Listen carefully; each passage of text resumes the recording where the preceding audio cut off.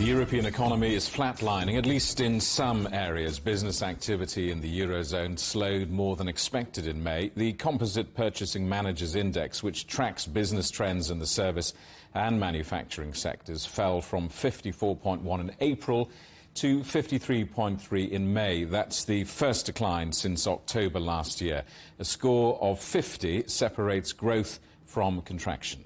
The manufacturing downturn has deepened. The decline from 45.8 in April to 44.6 puts it further into contraction territory as new orders continue to fall.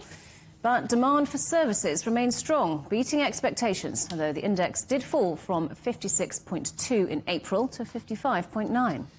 The UK is no longer expected to go into recession this year or have the weakest economic growth in the G7. That's according to the International Monetary Fund, which says Britain's economy will grow by 0.4% in 2023. Germany is now predicted to have the slowest growth of any G7 country this year, with Europe's largest economy expected to stagnate around about zero. Well, let's talk to Melanie Debono, who's Senior Europe Economist at the research consultancy Pantheon Macroeconomics. Good to see you again, Melanie. So these Eurozone figures down, unpack them for us. What do they really mean? So actually, the PMIs this morning were a bit of a mixed bag. So the main index, as you mentioned, has fallen in May, but based on its past relationship with GDP, it actually points to Eurozone GDP growth picking up to 0.5% quarter-on-quarter in Q2 from the measly 0.1% expansion we saw in the first quarter of the year.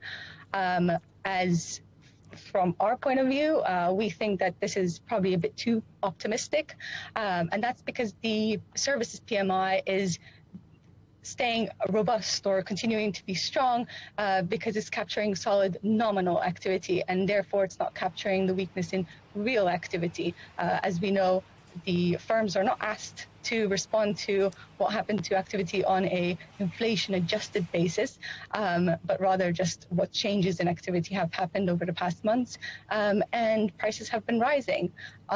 What's more, the index excludes construction, which is likely to have quite a tough quarter this time around after a really good Q1. And other leading indicators, such as the banking data, actually are quite downbeat on the Eurozone economy. So from our point of view, we don't really believe the PMI, and we're forecasting that the Eurozone economy just trudges along near zero growth all the way out to the third quarter of this year. As you point out, though, demand for services strong, whereas there's been a decline in manufacturing. How can policymakers deal with that split?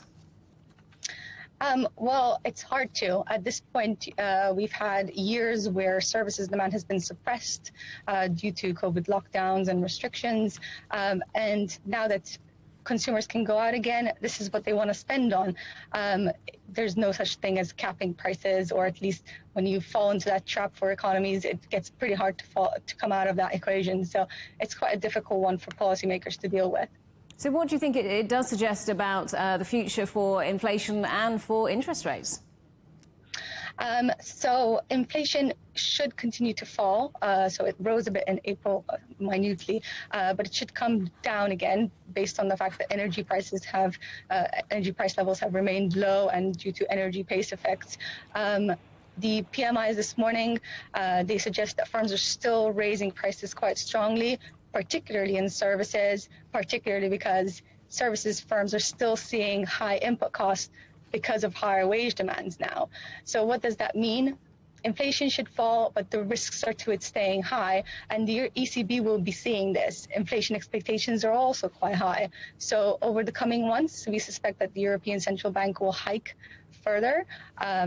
As we know also from earlier this month, the President Christine Lagarde said, them pivoting from 50 basis point hikes in recent months to 25 basis points is not them taking a pause.